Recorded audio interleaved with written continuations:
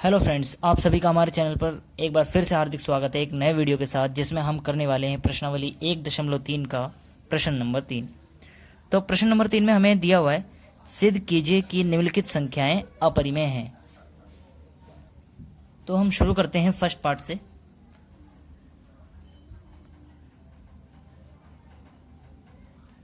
First part में हमें 1/√2 दिया हुआ है, इसे हमें अपरिमेय सिद्ध करना है। तो सबसे पहले हमें क्या करना होता है, हमें इसका विपरीत मान लेना होता है कि जो भी संख्या दी हुई है 1/√2, इसको हम परिमेय संख्या मान लेंगे। तो लिखेंगे माना 1/√2 एक परिमेय संख्या है।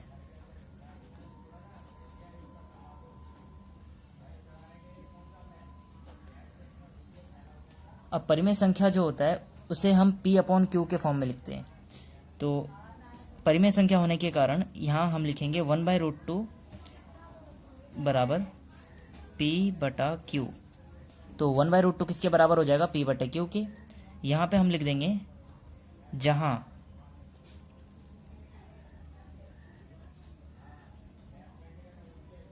जहाँ P और Q सह अभाज्य संख्याएं हैं, सह अभाज्य संख्याएं हैं, और Q 0 के इक्वल नहीं है। तो ये लाइन हम यहाँ पे लिख देंगे। इसका मतलब है सह अभाज्य का मतलब होता है को प्राइम, यानी कि जिसमें P और Q का एक के अतिरिक्त कोई अन्य उभयनिष्ठ गुणनखंड ना हो। ये हम यहाँ पे लिख देंगे। तो यहाँ हम देखते हैं कि ये 1/√2 लिखा हुआ है, यहाँ पे नीचे √2 है। तो जब भी किसी संख्या को इस तरीके से सॉल्व करते हैं तो नीचे डिनोमिनेटर जो है, ये जो हर होता है उसमें से रूट हमें हटाना होता है।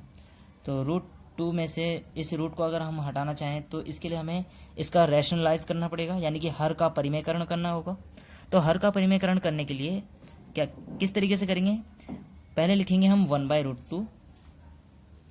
अब दोनों तरफ ऊपर नीचे मल्टीप्लाई कर देंगे √2 से। इस 1/√2 को पहले यहाँ लिखेंगे, फिर दोनों तरफ √2 से मल्टीप्लाई कर देंगे। तो ये क्या हो जाएगा, इसका रैशनलाइज हो जाएगा। तो √2 को 1 से करेंगे, ये हो जाएगा √2, और √2 को अगर √2 से गुणा करते हैं तो ये क्या हो जाता है, दोनों रूट आपस में कैंसिल होके ये 2 रह जाएगा ओनली। तो √2/2 हो जाएगा, ये इज इक्वल टू P/Q। तो ये हमारे सामने आ जाएगा अगर इसको हम सॉल्व करते हैं। अब ये 2 यहाँ डिवाइड में है, इसको हम अगर क्रॉस मल्टीप्लाई करें तो ये 2 इसके साथ मल्टीप्लाई में हो जाएगा। इक्वल के इस तरफ हमें रूट वाली संख्या छोड़नी है, बाकी नंबर्स हमें दूसरी तरफ ले जाना होता है। तो यहाँ हम छोड़ेंगे √2 इक्वल टू 2P के साथ मल्टीप्लाई होके हो जाएगा 2P/Q। अब हमें ये पता है कि ये जो 2P/Q, इसमें P और Q क्या है, पूर्णांक है। अगर P और Q पूर्णांक है तो ये पूरा क्या हो जाएगा, एक परिमेय संख्या। ये 2P/Q जो है एक परिमेय संख्या है। तो अगर ये परिमेय संख्या है तो √2 भी एक परिमेय संख्या होनी चाहिए, लेकिन हमें पता है कि √2 क्या है, एक अपरिमेय संख्या। तो ये विरोधाभास उत्पन्न हो गया इस तरीके से। तो ये हम यहाँ पे इसी कारण से हम यहाँ पे लिखेंगे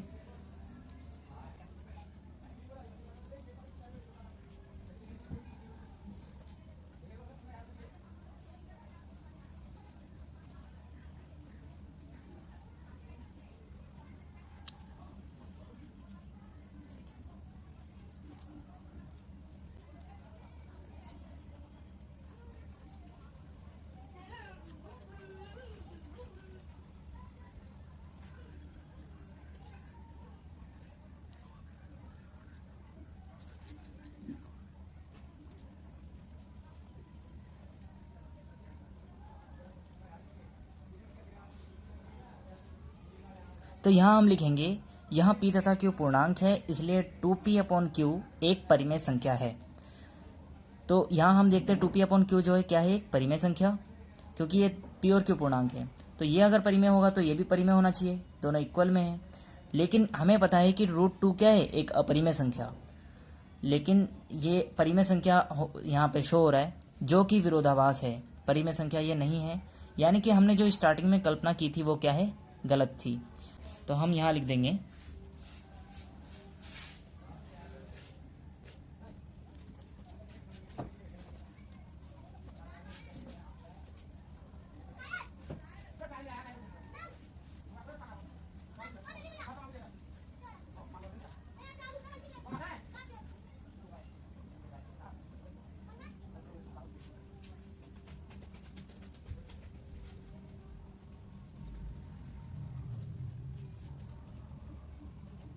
तो इस तरीके से हम यहाँ लिखेंगे, अतः हमारी कल्पना गलत थी कि 1/√2 एक परिमेय संख्या है। तो अतः 1/√2 क्या होगा, एक अपरिमेय संख्या है। तो अब करते हैं सेकंड पार्ट। सेकंड पार्ट में हमें दिया हुआ है 7√5। तो इसे हमें अपरिमेय संख्या सिद्ध करना है। तो सबसे पहले इसका विपरीत मान लेते हैं कि 7√5 जो है वो एक परिमेय संख्या है। तो परिमेय संख्या का जो कंडीशन है वो P/Q के रूप में होता है, यानी कि जो 7√5 है ये किसके बराबर हो जाएगा, P/Q के, क्योंकि इसे हमने एक परिमेय संख्या माना है। और यहाँ पे हम लिख देंगे जहाँ P तथा Q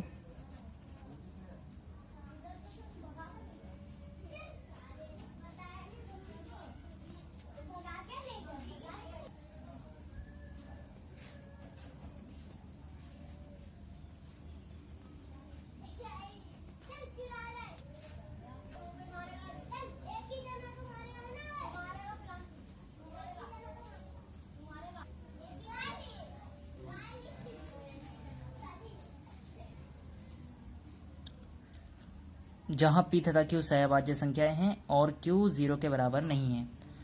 सहभाज्य मतलब जहाँ पे P और Q का एक के अतिरिक्त कोई अन्य उभयनिष्ठ गुणनखंड नहीं है। तो इसको आगे हम सॉल्व करेंगे। हमें क्या करना है कि इक्वल के एक साइड में रूट वाली संख्या रख देनी है, मतलब ओनली रूट वाली संख्या रहने देना है, और बाकी की जो संख्या है उनको दूसरी साइड ले जाना है। यहाँ पर रह जाएगा √5, इधर लिखेंगे हम √5 इक्वल टू P/Q। ये जो 7 है ये इस Q से मल्टीप्लाई हो जाएगा, ये 7 इधर ऊपर मल्टीप्लाई में है, इधर आके डिवाइड में हो जाएगा, तो 7 से ये मल्टीप्लाई हो जाएगा। तो यहाँ पे हम लिख देंगे 7Q। ये हो गया √5 इक्वल टू P/7Q। तो यहाँ हमें देखने को मिल रहा है P और Q क्या है, पूर्णांक है। तो पूर्णांक होने के कारण ये पूरा क्या हो जाएगा, एक परिमेय संख्या। तो यहाँ हम लिख देंगे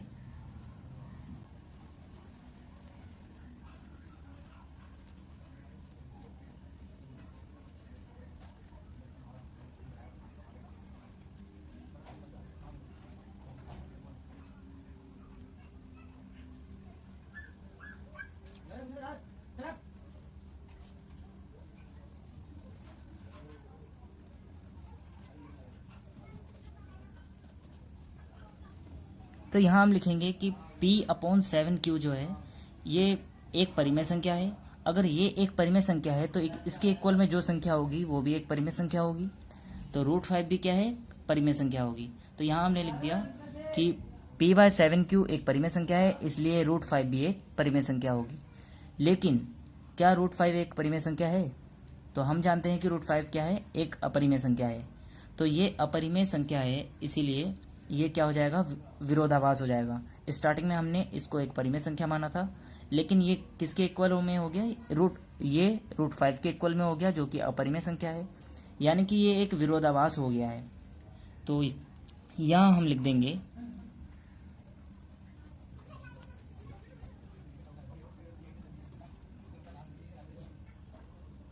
जो कि विरोधाभास है। तो अतः इसलिए 7√5 एक अपरिमेय संख्या होगी, और इस तरीके से ये प्रूव हो जाता है। अब हम करते हैं थर्ड पार्ट। थर्ड पार्ट में हमें दिया हुआ है 6 + √2। इसे हमें अपरिमेय संख्या सिद्ध करना है। तो सबसे पहले इसका विपरीत हम मान लेंगे कि 6 + √2 क्या है, एक परिमेय संख्या है।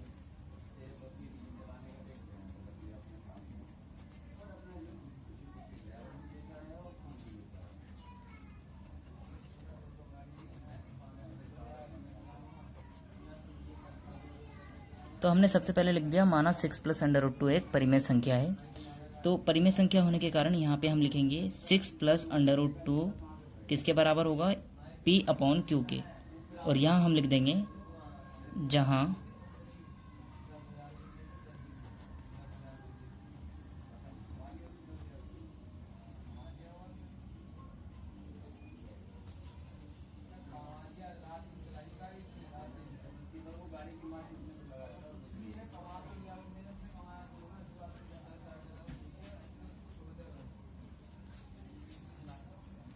तो यहाँ हम लिख देंगे जहाँ p तथा q सहभाज्य संख्याएं हैं और q इक्वल टू नॉट 0 है, मतलब दोनों p और q जो है इसका एक के अतिरिक्त कोई भी अन्य उभयनिष्ठ गुणनखंड नहीं है, दोनों अभाज्य संख्याएं हैं। तो यहाँ पे हम आगे करेंगे, आगे इसको सॉल्व करते तो यहाँ ओनली रूट वाली संख्या रखनी है, बाकी के जो नंबर्स होते हैं उसको दूसरी साइड ले जाना है हमें। यहाँ पे हम छोड़ देंगे √2 इक्वल्स p अपॉन q, ये जो 6 है प्लस में, ये इधर आके क्या हो जाएगा माइनस में, यहाँ हम लिखेंगे माइनस का 6। तो इस तरीके से यहाँ पे जो बचा है p अपॉन q माइनस 6, ये p और q क्या है इसमें, p और q यहाँ पे पूर्णांक है। p और q पूर्णांक होने के कारण ये क्या है, एक परिमेय संख्या। अगर ये एक परिमेय संख्या है तो √2 भी एक परिमेय संख्या होना चाहिए। तो लेकिन ये √2 क्या है, एक अपरिमेय संख्या। हम इसे परिमेय संख्या के इक्वल लेके आ रहे हैं, लेकिन √2 ऑलरेडी अपरिमेय संख्या है। तो हमने जो भी माना था स्टार्टिंग में वो क्या हो गया, विरोधाभास हो गया। तो यहाँ पे हम लिखेंगे,